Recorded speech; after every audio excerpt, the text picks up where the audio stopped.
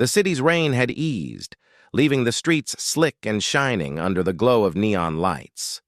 Lucia sat in the back of the car, wrapped in a blanket Alessandro had silently handed her, her heart still pounding from the ambush.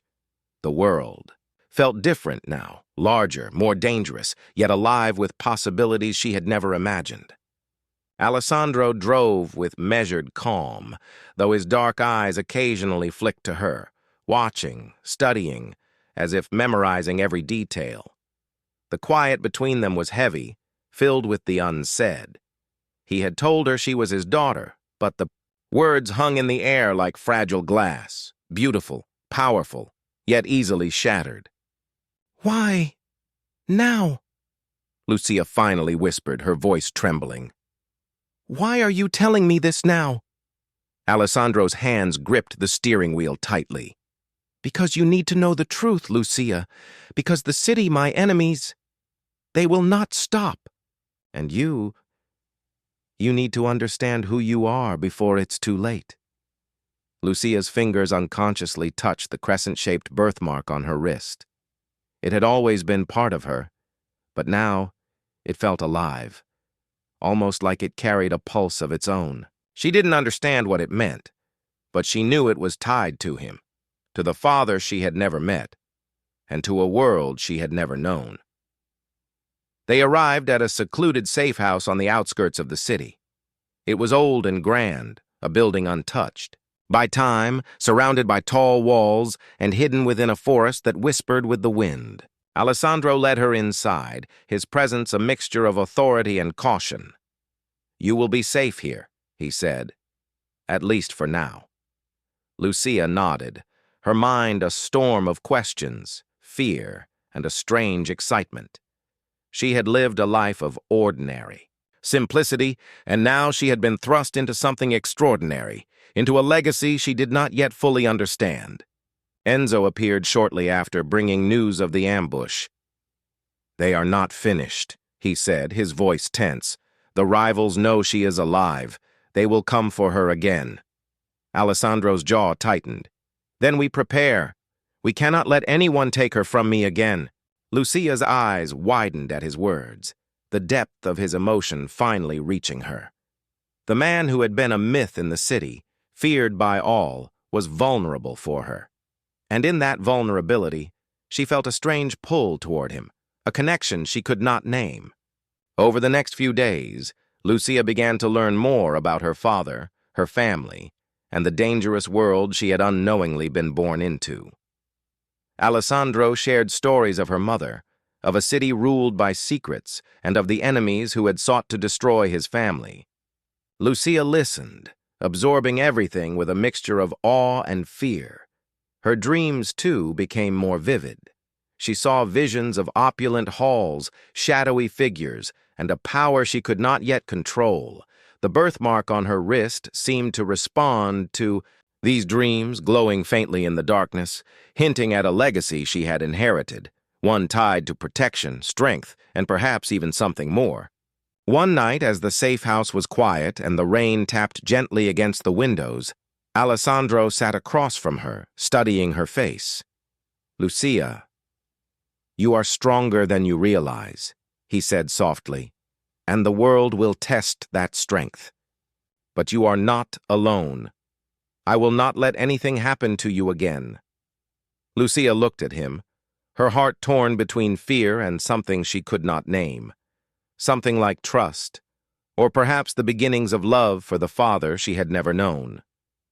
I don't know if I can do this," she admitted. "I've never been part of this world. I'm just me." Alessandro's eyes softened. "You are more than you think, and you will learn. But for now, survive. That is all I ask."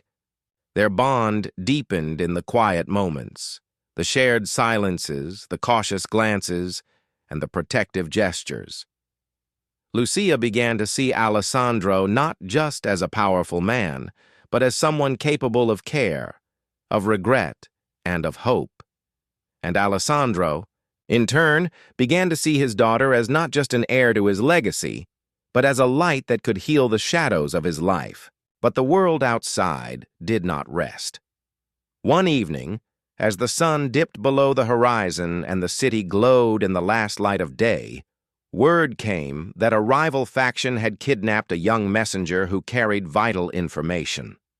Alessandro knew instantly that this was a test of Lucia's courage, a challenge to her awakening strength. "You must come with me," he said firmly, his hand gripping hers. "You need to face this, not as my daughter, but as yourself." Lucia's heart raced. The thought of facing danger terrified her, but something inside told her she could not stay hidden. I'll try," she said, her voice steadying. "I want to do this." The streets were dark and empty as they approached the location where the messenger was held. Alessandro led her carefully, every movement precise, every step calculated. The city seemed to hold its breath as if waiting for what would come next. They found the messenger guarded by several men, their weapons ready. Alessandro gave Lucia a nod, signaling her to act. Her pulse surged. She could feel the mark on her wrist pulsing, almost guiding her movements. Instinctively, she moved with precision, dodging and weaving, distracting the guards long enough for Alessandro to strike with lethal efficiency. The messenger was freed, and Lucia realized something profound. She had done it. She had faced fear and danger and emerged stronger. Alessandro looked at her with pride and awe, a rare softness in his eyes. "You see," he said quietly, "you are more than you ever imagined." As they returned to the safe house, the rain began again, gentle and cleansing. Lucia felt a strange sense of renewal, as if the storm had washed away her old life and prepared her for the one she was meant to live. That night, father and daughter stood on the rooftop of the safe house, the city stretching endlessly below them. Alessandro reached for her hand, the gesture tentative but full of emotion. "Never again will I let you be lost," he whispered. Lucia held his hand, feeling the warmth and strength in his grip. She did not fully understand the weight of his words, but she knew they were true. And in that moment, the bond between them felt unbreakable, a connection forged through loss, fear, and the awakening of something greater than either of them. Yet even in that quiet moment, a shadow lingered. From the darkness beyond the city, a figure watched, silent and patient, waiting for the perfect moment to strike. Alessandro did not notice, but Lucia felt a shiver run down her spine. The story was not over. Their bond had been tested, but greater trials awaited. The rain continued to fall, washing the city in silver light. Lucia looked at her father, her protector, her guide, and the man whose love she had never known until now. She felt fear, courage, hope, and a longing for something more. A sense that her life was no longer ordinary, that destiny had chosen her, and that she had the power to shape her own path. In the quiet of the night, their hands remained clasped, a promise of protection and trust. And somewhere in the shadows, the world waited, dangerous, vast, and full of possibilities. Lucia knew that tomorrow, the city, the mafia, and her own destiny would demand more of her. But for tonight, she was safe, and for the first time, she felt whole. The city lights flickered below, and Alessandro's gaze met hers, full of silent promises and unspoken truths. The storm may have passed for now, but the journey of father and daughter, of power and love, was only beginning. The rain fell in long, silvery streaks across the city streets, making the neon lights of the cafes and shops shimmer like fragile stars. Lucia hurried along the wet pavement, her coat wrapped tightly around her. She liked the rain. It made the world feel quieter, like the noise of her ordinary life had been softened. Working at the little cafe on the corner had been her life for as long as she could remember. Simple, safe, and predictable. Or so she thought. Inside the cafe, the warm smell of coffee and fresh bread welcomed her. Lucia wiped down the counters and arranged the pastries, her eyes flicking occasionally to the window where the city lights blurred into streaks of color. Her life was small, but it had order. That order was about to shatter. A bell above the door rang sharply, and Lucia glanced up. A man had entered, tall and commanding, dressed in a tailored suit that seemed almost regal in the dim light. His presence made the room seem colder somehow, yet heavier with unspoken authority. He didn't need to speak for people to notice him. This was Don Alessandro, the man whose name was whispered in fear and awe in every corner of the city. Lucia's heart beat a little faster. There was something familiar about the way he moved, the way his eyes scanned the room with quiet calculation. And then her gaze fell on him, and a strange sensation pricked at the edges of her mind, like a forgotten memory brushing against the surface. Alessandro noticed her immediately. His dark eyes fixed on her wrist, where a crescent-shaped birthmark peeked from beneath her sleeve. The sight made his chest tighten. It was impossible.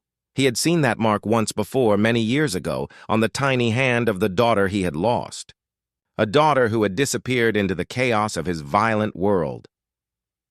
Lucia shook her head, trying to dispel the uneasy feeling, but it lingered. She had always known the mark was different, special somehow, but she had never known why. It had been her secret, a silent whisper of something she didn't understand.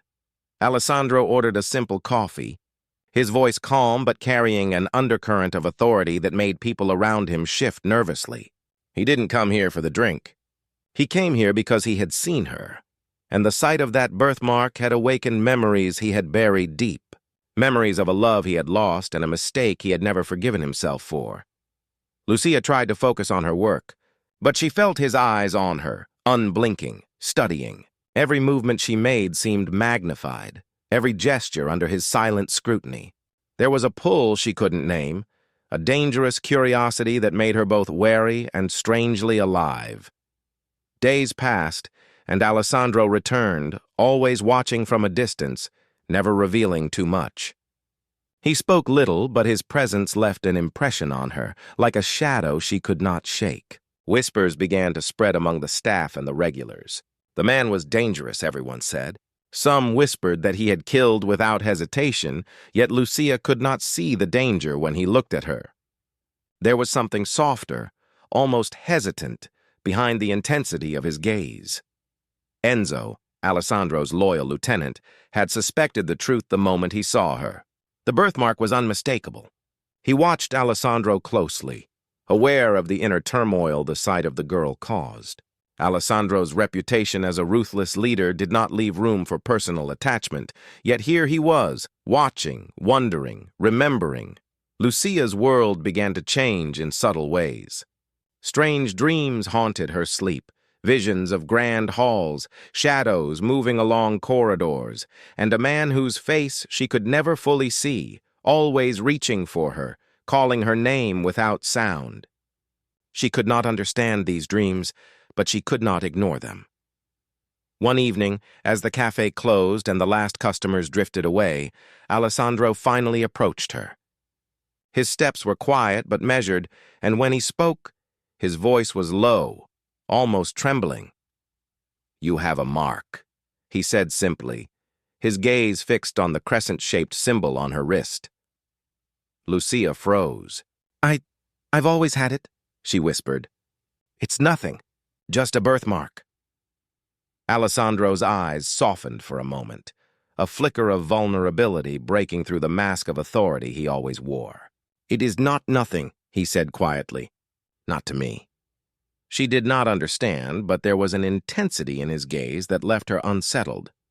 She wanted to step back, to return to the safety of her ordinary life, but something deeper, something she could not name, held her in place.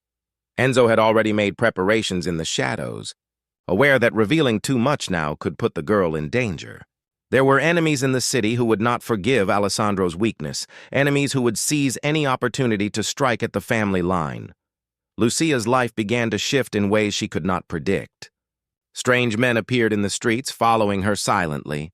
Messages were left at her door, cryptic, threatening, warning her to stay away. Alessandro did not explain, only kept his distance, a protector hidden in plain sight. The tension between them grew. Every encounter, every look, carried a weight neither of them could ignore. Lucia's heart pounded with confusion, fear, and a curiosity she could not name. Alessandro, who had never allowed himself attachment, felt the old buried part of his heart stir, aching with a longing he thought had died with her years ago. The city itself seemed to respond to their connection. Rain poured more heavily, winds howled through the alleyways, and shadows deepened around the corners where danger waited. Lucia began noticing the change in herself, the subtle pull of her instincts, the sense that she was not ordinary, that something within her had been waiting to awaken. Then came the day Alessandro could no longer resist. He approached her in the quiet back room of the cafe, away from curious eyes. The light flickered, casting long shadows across the walls. His hands trembled slightly as he reached for her wrist, tracing the crescent mark with a reverence he had not shown in years. You are my daughter," he whispered, the words heavy with grief and longing. Lucia stepped back, her eyes wide with disbelief. "What are you saying?" she asked, her voice barely audible. "You are my daughter." "The one I lost," he said, his voice breaking. "I have searched for you all these years, and now you are here." Her mind reeled. Questions flooded her, but before she could speak, the sound of shattering glass and shouted orders erupted from the street outside. Rival forces had discovered Alessandro's presence. Danger crashed into the room like a wave. Bullets struck the walls, and the air filled with the smell of smoke and fear. Alessandro grabbed Lucia, pulling her to the ground. "Stay low!" he shouted, his voice sharp and commanding. The mask of the mafia boss returned instantly, merging authority with protective instinct. Lucia clung to him, terrified, yet strangely alive. The man she had barely known, whom she had feared and yet been drawn to, was now her protector in the most violent way possible. Enzo appeared at the doorway, firing with precision to cover their escape. He nodded to Alessandro. "We have to move," he said, urgency in his voice. The three of them fought their way through the chaos, rain mixing with the city's neon lights, turning every reflection into a blur of color and motion. Lucia felt fear, but also a strange thrill, as if her life had finally broken free from the chains of ordinary existence. They reached the hidden car, Alessandro shielding her as they drove away through the storm-slicked streets. Every moment was tense, every breath uncertain. Lucia's heart pounded, not just from fear, but from the truth she was beginning to understand. Her life had been small, but now it was immense, dangerous, extraordinary. As they drove into the night, Alessandro glanced at her, his dark eyes soft yet stormy. "We will talk soon," he said quietly. "But for now, survive." Lucia held his gaze, unsure if she could trust him, unsure if she even wanted to. But deep inside, a strange warmth stirred, a seed of hope, of connection, of a family she had never known. And somewhere in the shadows, waiting, enemies plotted, unaware that the girl they thought was ordinary carried a legacy that could change everything. The city's rain fell harder. Lightning split the sky and the night seemed endless. Yet for Lucia, it was the beginning of a story she had never imagined. A story of secrets, of power, of love, and of a bond she was only beginning to understand.